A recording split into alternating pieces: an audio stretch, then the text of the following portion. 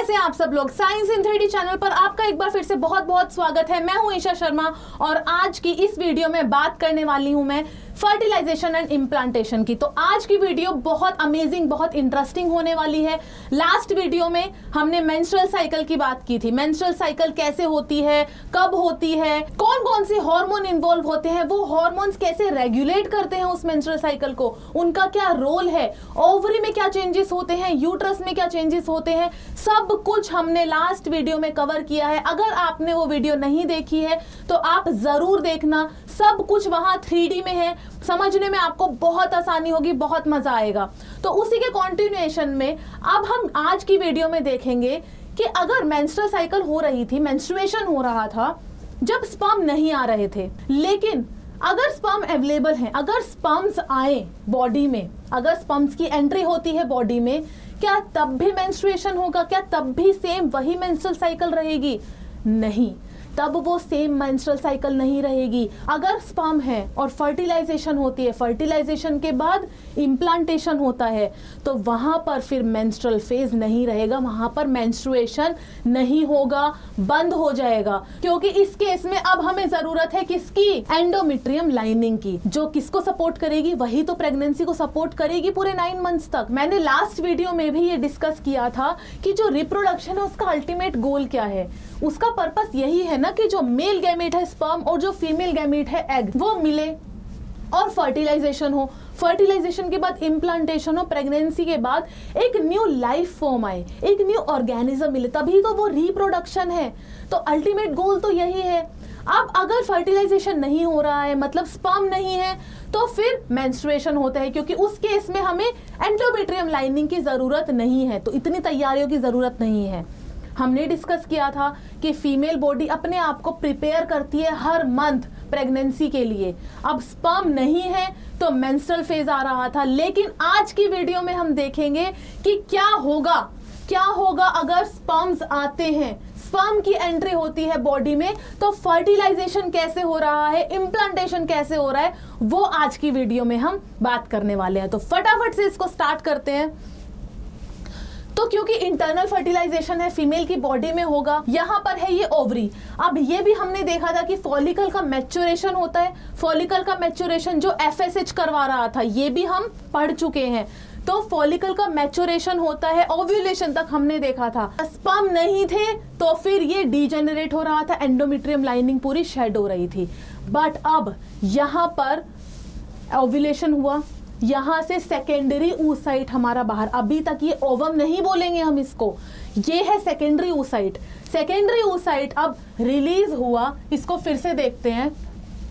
Ovary में पूरा process चलता है, यहां पर सेकेंडरी oocyte रिलीज होगा, सेकेंडरी oocyte अपनी पोजीशन पर जाएगा, तो यहां से ये देखो, यहां पर ये अपनी पोजीशन पर जाएगा जहां पर फर्टिलाइजेशन होगा। तो सेकेंडरी oocyte गया ampullary isthmic junction, location of fertilisation. तो यहां पर ये इतना रोल आया, ये इतना हमने देखा। अब यहां कहानी होने वाली है दूसरी। तो अब आगे देखेंगे, ये स्पर्म्स देखो, स्पर्म्स की एंट्री हो रही है, बहुत सारे नंबर्स में स्पर्म आते हैं। स्पर्म आएंगे, वेजाइना से कहां जाएंगे? यूट्रस में, यूट्रस से कहां जाएंगे? अब देखो, ज्यादा नंबर, ज्यादा स्पर्म्स जो जाएंगे वो जाएंगे एग की तरफ। इनको कैसे पता चला कि हमें कहां जाना है, कहां पर लोकेटेड है एग? तो ये होती है कीमो अट्रैक्शन। एग भी अट्रैक्ट करता है स्पर्म्स को, केमिकल रिलीज होते हैं तो वो अट्रैक्ट करते हैं स्पर्म्स को, तो स्पर्म उसी डायरेक्शन में जाते हैं। तो अब यहां पर आ गए हैं। अब यहां भी क्या होगा? जो फास्टेस्ट स्पर्म होगा, जो सबसे तेज होगा, जो सबसे पहले पहुंचेगा यहां पर, वही तो फर्टिलाइज कर पाएगा। तो फर्टिलाइजेशन में क्या हो रहा है, ये देखो। अब ये है एग की लेयर, इसके बारे में थोड़ा सा समझेंगे। सबसे पहले आती है सेल्स ऑफ कोरोना रेडिएटा। ये जो सेल्स हैं कोरोना रेडिएटा की, ये सेल्स चिपकी हुई होती हैं किससे? हाइलुरोनिक एसिड से। वो इनको चिपका के रखता है, स्टिकी होता है। उसके बाद आती है जोना पेलुसिडा, ये लेयर्स है इसकी। जोना पेलुसिडा के बाद आएगा पेरिविटलाइन स्पेस, और उसके बाद ये क्या है? Haploid nucleus. ये जो है ये हैप्लॉइड है। स्पर्म कैसा है? हैप्लॉइड है। मिलकर क्या बनाएंगे? डिप्लॉइड, क्योंकि हमें डिप्लॉइड मेंटेन करना है। तो अब क्योंकि स्पर्म एंट्री ले चुका है, इतनी सारी लेयर्स हैं, कैसे उनको ब्रेक करते हुए जाएगा, अब हम वो देखते हैं। तो यहाँ पर ये देखो, ऐसा नहीं है कि पूरा मेम्ब्रेन खराब हुआ, ये सारी लेयर्स एक साथ हट गई, ऐसा नहीं होगा। एक अपना रास्ता बनाया इसने स्पर्म ने अपना एक रास्ता बनाया, और ये ऐसे ब्रेक हुआ तो ये ब्रेक करते हुए निकला। अब इसमें भी क्या होगा? ये जो ब्रेकिंग हुई है ये हुई है एंजाइम से। स्पर्म की टिप पर क्या होगा? एक्रोसोम। एक्रोसोम में क्या प्रेजेंट होंगे? एंजाइम्स। कौन कौन से एंजाइम्स होंगे? सेल्स ऑफ कोरोना रेडिएटा किससे जुड़ी हुई है? हाइलुरोनिक एसिड से। उसको हटाने के लिए क्या चाहिए?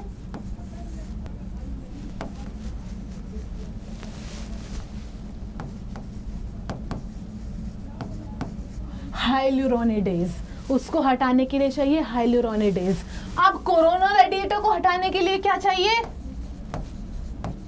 Corona penetrating enzyme.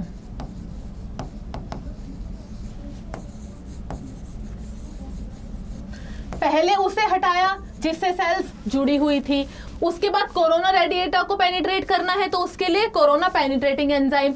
उसके बाद कौन सी लेयर थी हमारे पास? Zona pellucida. उसको ब्रेक करने के लिए, उससे गुजरने के लिए क्या चाहिए? जोना लाइसिन। तो ये एंजाइम्स प्रेजेंट होते हैं एक्रोसोम में जो लगा है स्पर्म की टिप पर, और वो ब्रेक होता है, एंजाइम बाहर निकलते हैं, अपना रास्ता बनाते हैं, यहां से ब्रेक करेंगे लेयर्स को, और उसके बाद क्या होगा? उसके बाद जो इसका न्यूक्लियस है वो एंटर करेगा, जो ऑलरेडी एग का न्यूक्लियस था, और अब आ चुका है क्या? स्पर्म का न्यूक्लियस। दोनों न्यूक्लियस मिल गए।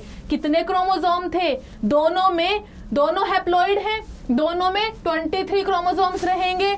स्पर्म में क्या हो सकता है? 22 प्लस एक्स, और क्या हो सकता है? 22 प्लस वाई। कुछ भी हो सकता है, या तो ये होगा या तो ये वाले होंगे, है ना। एक स्पर्म जो आएगा वो इन दोनों में से कोई भी हो सकता है। जो एग का न्यूक्लियस रहेगा वो क्या होगा? वो होगा 22 प्लस एक्स ओनली। फीमेल्स में सिर्फ एक ही तो क्रोमोसोम है एक्स वाला, वाई मेल से आता है। तो यहाँ पर अगर ये स्पर्म के न्यूक्लियस में, अगर ये जो न्यूक्लियस गया है, अगर ये 22 प्लस एक्स क्रोमोसोम वाला है, तो ये एक्स और ये एक्स मिलके क्या बनाएंगे? फीमेल। बच्चे का जेंडर क्या होगा? फीमेल। अगर 22 प्लस वाई क्रोमोसोम आ जाता है तो कौन सा जेंडर आएगा? तो क्या बनेगा? वाई और एक्स, एक्स वाई से मेल बनेगा। So father is responsible for the gender of child. कुछ और बातों को समझ लेते हैं आगे बढ़ने से पहले, कि जब ये स्पर्म एंटर हुआ, इसने अपना रास्ता बना लिया, एंजाइम रिलीज हुए, सब कुछ हो गया, तो ऐसा भी तो हो सकता है कि और स्पर्म्स आ जाएं। ये आया, एंटर किया, ऐसा भी तो हो सकता है ना कि और स्पर्म्स पीछे से आ जाएं, उनके लिए तो रास्ता खुला हुआ है, वो भी आ जाएं, वो भी रिलीज कर दें। क्या ऐसा होगा? ऐसा नहीं होगा। उस सिचुएशन को अवॉइड करने के लिए, पॉलीस्पर्मी को अवॉइड करने के लिए, यहाँ पर जोना पेलुसिडा जो होगी वो बहुत हार्ड हो जाएगी, एकदम पत्थर जैसी हो जाएगी, ताकि कोई और स्पर्म ना आए। अब और स्पर्म्स की हमें जरूरत नहीं है।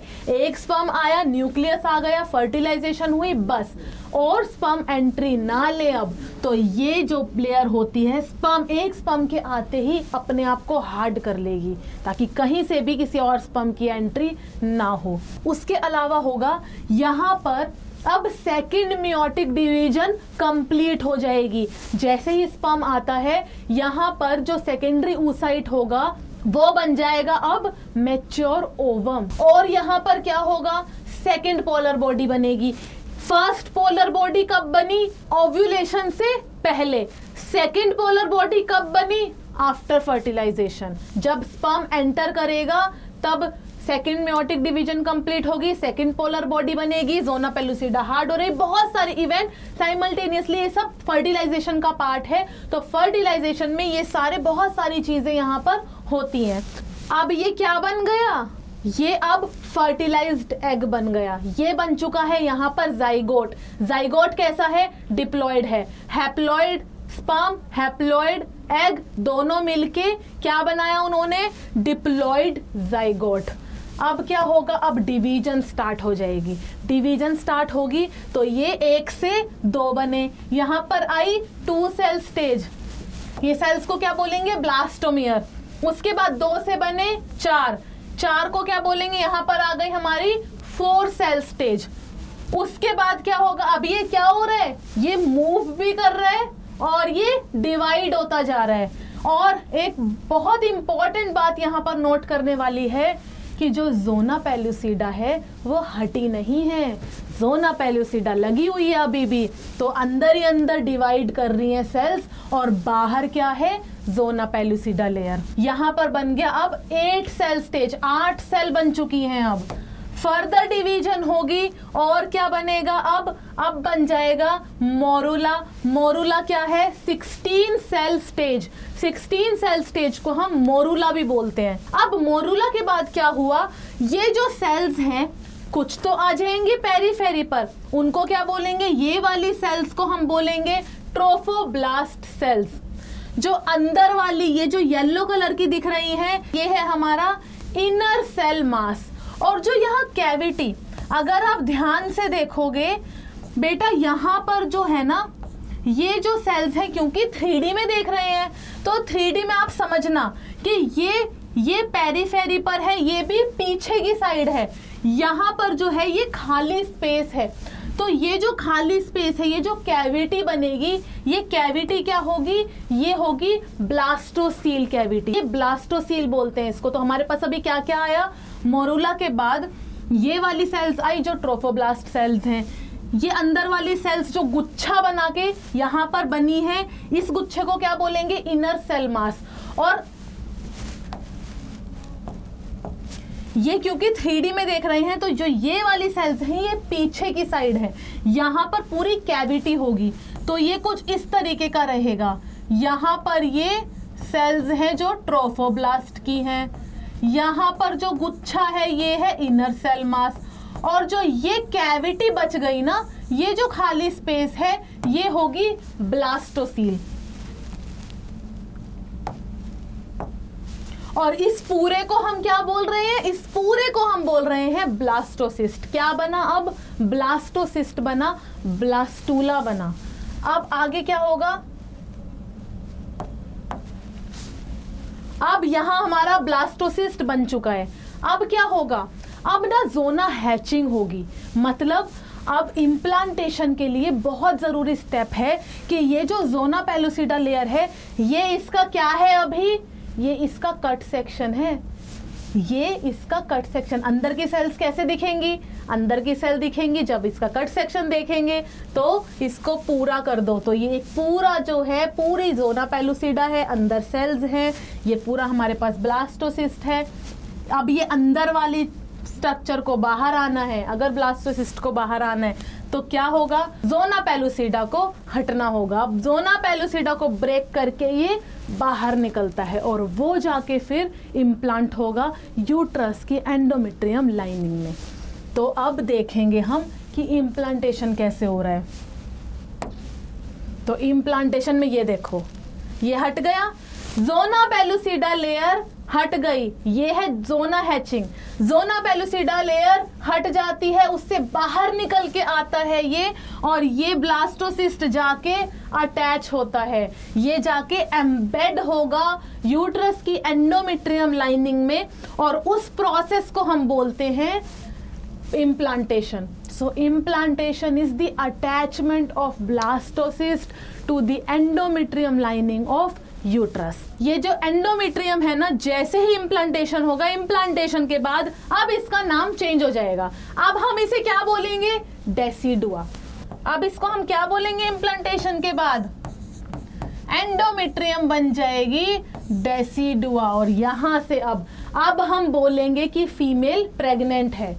इससे पहले अगर फर्टिलाइजेशन हो रहा है उस स्टेज पर हम नहीं बोल रहे हैं कि फीमेल प्रेग्नेंट है, डिवीजन हो रही है उसमें हम नहीं बोल रहे हैं कि फीमेल प्रेग्नेंट है। इस वाले स्टेप के बाद, इम्प्लांटेशन के बाद हम बोलेंगे कि फीमेल अब प्रेग्नेंट हो चुकी है। अब क्या होगा, जो प्रेगनेंसी के टेस्ट होते हैं ना उसमें भी तो यही होता है। इम्प्लांटेशन के बाद जो ट्रोफोब्लास्ट की सेल्स थी वो HCG रिलीज करती हैं। HCG क्या है? Human gonadotropin hormone.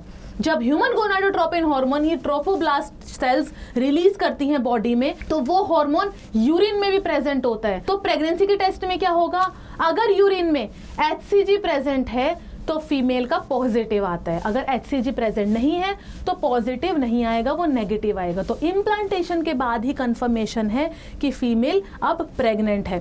फर्टिलाइजेशन जो डिवीजन होती है, फर्स्ट डिवीजन, उसको होने में करीबन 24 घंटे लग जाते हैं। फर्टिलाइजेशन के 6 से 7 दिन बाद जाके इम्प्लांटेशन होता है। किसी ने अगर सेक्सुअल कांटेक्ट किया, उसके जस्ट बाद प्रेगनेंसी का टेस्ट आप कर रहे हैं तो वो नेगेटिव आएगा, क्योंकि अभी इम्प्लांटेशन नहीं हुआ, अभी बॉडी में HCG है ही नहीं, तो फिर टेस्ट तो नेगेटिव आएगा ही।